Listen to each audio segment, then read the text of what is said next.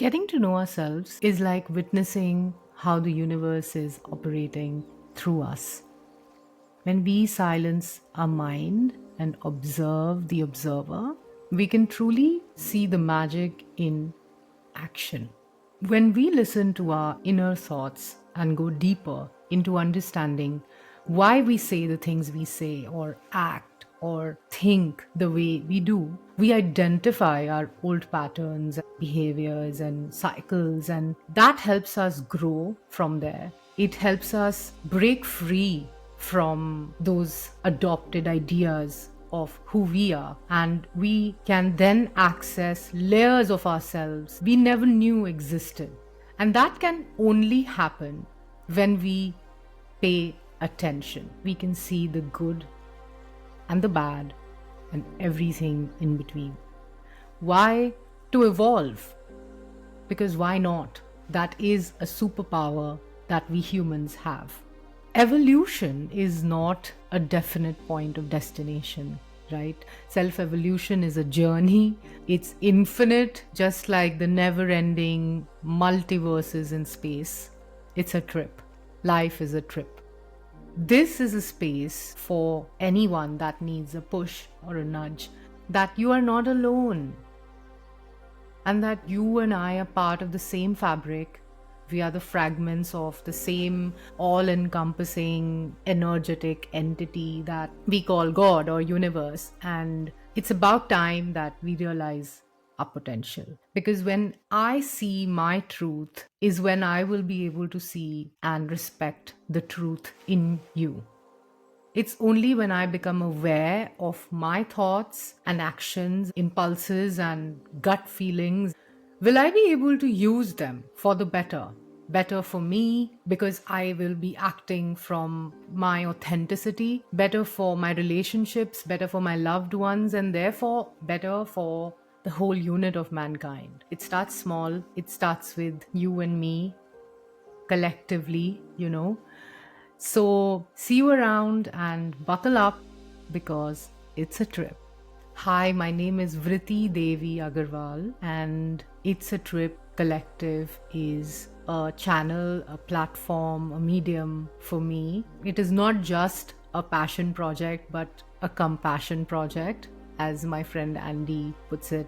I just want to take you through the journey of It's a Trip Collective for those of you interested. So I started my career in 2011 working in communication design, fashion, Bollywood, and event sectors in India. And very early on, I had known that I'm meant to work for myself. So a few years later, in 2015, after an unexpected week-long trip to Canton Fair, which is one of the largest trade fairs in the world, it was massive.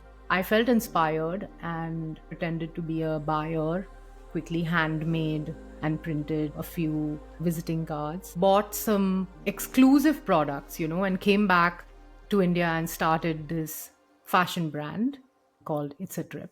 So the original idea was that I want to have this brand on wheels with a remodeled, glass-walled RV as a shop with capsule collections of curated products based on my various travels put up in a thematic way. But I started with my bike from Pune and Goa, which was doing well, but I still felt unsatisfied and that I needed to learn some more. Something was amiss. After a few months, I worked hard for an application and won a scholarship to pursue my master's in Milan, Italy. And that was the beginning of a new era for me. It felt like home, and there was an instant connection. Apart from it being a beautiful place, I made a lot of friends, and I worked so hard the time that I was there that I actually felt empowered. Fun fact, I wrote, styled, directed, and produced a film, a fashion film, a very low budget production because I was a student. I scouted the videographer and editor online on uni websites and apps and whatnot, and created a little team, and we worked really hard.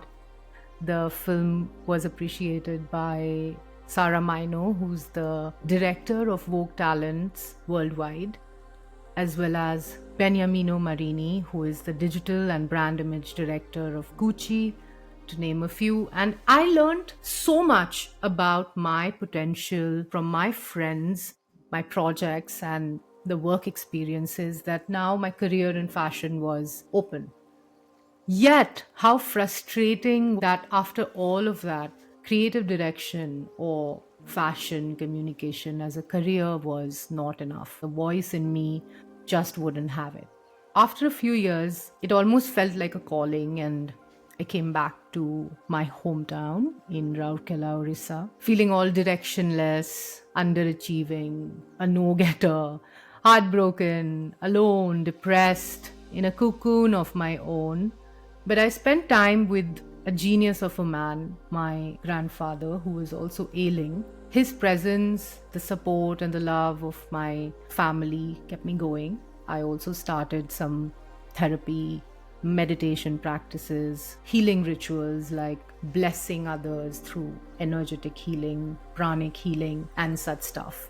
I could finally start to feel a sense of surrender, and that not everything, in fact, things are not in my control. The only thing that I could control are my actions and my reactions and what goes on between the two. So something magical happened just when I decided to let go and surrender and give in to the timeline of life. One, my grandfather's health improved, and secondly, the pandemic happened. I'm not glorifying the disease or the aftermath, but we must all agree that it centered us, it brought our attention inwards. I also happened to meet Ankit, who's now my husband, through a family orchestrated, arranged setup. Even though we are poles apart and poked each other's darkest fears and hidden agendas, we both knew that the search ended here. We had a very hot and cold, complicated, long distance courtship. Boom. A year later, I was married back in Italy, this time not in Milan, but a typical non-English speaking, small, old Italian city. It was no joke. Also, marriage is no joke. Plus, a couple of months later, I found out about my pregnancy. So, new life, new partner, new language, new city, new responsibilities, no friends, and throwing up all the time, the hormones, everything.